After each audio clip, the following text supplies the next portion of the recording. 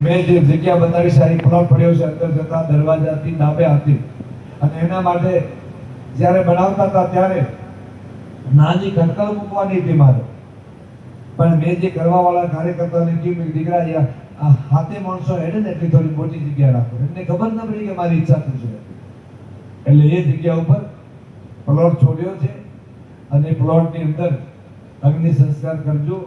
જવું તો હશે એ વાત તો બાકી છે. અને અગ્નિ સંસ્કાર કર્યા પછી એ જે અગ્નિની વિભૂતિ હોય, માજો કે મારે કોઈ એવી પૂજાવાની ઈચ્છા નથી, મારે તો તમે મને મારે કોઈ ઈચ્છા છે જ નથી, કોઈ પૂજાવાની ઈચ્છા નથી. પણ સમાધિ રૂપે મને ખબર છે કે તમે કઈ કે આડંબર કરવાના છો, કારણ કે એ પરંપરા તૂટી જાય. એટલા માટે એ અગ્નિમાંથી જે ફૂલ હોય, જે હાડકા હોય, બીજા દિવસે કાઢી અને એક કળશ લાવીને મૂકેલો છે, વડલે તાંબાનો ઢાંકણા વાળો કટલો, અને એના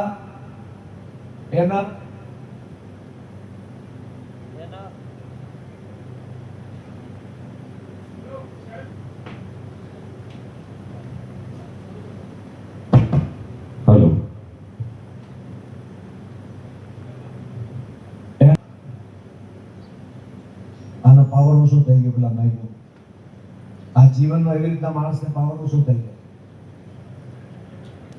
એટલે જરૂરી કામ પહેલા કરી લેવાનું. એટલે કળશ મૂકેલો છે લાવીને, અને કળશનું એક હોલ મૂકેલું છે. મારા શિષ્યોને ખબર એ તમને બતાવશે, એક જગ્યા મૂકેલી છે. અને બરી ગુરુ મારા આવનાર સમયમાં શું કરાવે નહીં ખબર, પણ એ મૂકેલી છે. બધી તૈયારી કરીને ખાલી હાડકાનો જે ફૂલનો કળશ હોય એટલી જગ્યા છોડીને બાકી બધું કામ પૂરું કરી દઈશ. ઘણા શબ્દો પોતાના જીવનની અંદર એમને ખબર હોય છે કે મારું મૃત્યુ કયા દિવસે થવાનું છે, કેમ થવાનું છે, પણ એ કહેતા નથી. પણ પાછળથી જે તૈયારી કરવાની લોકોને ના આવે, સીધી તૈયારી કરીને મૂકી દે છે. એટલી પ્રી પ્લાન હોય એમનું કામ. એ મૂકેલું છે, એમાં હાડકા મૂકી અને જે ફૂલ જેને કહેવામાં આવે તમારી પાસે મેં મૂકીને કળશની અંદર ખાલી દેજો. અને ખાલી થઈ શકે હું ક્યારેક મને એવું જશે તો સમાધિ બનાવીને ઢાંકીને પાછી મૂકી દઉં. તમારા સમાજવાળાને કંઈ કરવાનું ના આવે, છેલ્લે મને અગ્નિ સંસ્કાર કરવાનો આવે અને બીજે દિવસે ફૂલ લઈને કળશમાં મૂકીને એમાં સમાધિમાં મેળી દેવાનું, અને એના પછી તમારા પાસે કંઈ કામ રહેતું નથી. અને જતો રહું તો એના બાદમાં મારા શિષ્યોને જે આ બધું કહીશ, મેં બધી વ્યવસ્થા કરી છે. મને અગ્નિ સંસ્કાર કરજો. અને આપણે મારી વિશેષ અપીલ, જ્યારે મને અગ્નિ સંસ્કાર કરો ત્યારે આજુબાજુમાં ઝાડ છે જે વાયા છે, હમણાં નાના છે, પછી મોટા થઈ જશે. તો મોટા થાય ને તો એને જરાડ લાગશે, કારણ કે ભાગ વધારે હોય તો જરાડ લાગે. એટલે એવી આઈડિયા કરજો કે રાતો લઈ રૂનો, અને એ ઝાડની વચ્ચે પલાળી પાણીમાં, અને તમે બધી ચારે બાજુ બાંધી દેજો. એટલે હું બળું પણ મારા વાવેલા ઝાડ ન બળે એનું તમે ધ્યાન રાખજો.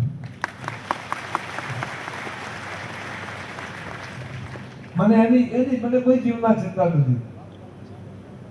અને પછી એ ભભૂતિ જે બધી ભભૂતિ લઈ અને મારા શિષ્યો દ્વારા, મારા સેવકો દ્વારા, સમાજ દ્વારા એ ભભૂતિ લઈને એક ઝાડના થડમાં, મેં પરમ દિવસે પણ તમને કહ્યું હતું, આજે લાસ્ટ કહું છું, પછી સમય નહીં મળે, એ થડમાં તમે નાખી દે. અને એ ઝાડમાં હું જીવતો રહીશ તમારી વચ્ચે. તમે મને સમાધિમાં મારે જવાની જો કે ઈચ્છા નથી, પૂજો કે નહીં પૂજો એનો મને કઈ વાંધો નથી. પેલી ભાંડો મૂકી દેજો કે જીવન પર તમારી સામે રહ્યો, તમે મને નહીં સાંભળ્યો, તમે નહીં સમજ્યા. હવે તમે મારી સમાધિ ઉપર આવીને મતલબ નમશો તો હું તમારા સુધી પહોંચી ન શકું. એટલા માટે ભલે તમે પૂજા પાઠ કરો કે ન કરો પણ આટલું કામ કરજો કે મારી ભભૂતિ લઈને હેલી લઈને ઝાડને ઝાડે ઝાડે ઝાડે મૂકી દેજો. હું ઝાડમાં જીવતો રહીશ અને તમને હંમેશા આશીર્વાદ આપતો રહીશ.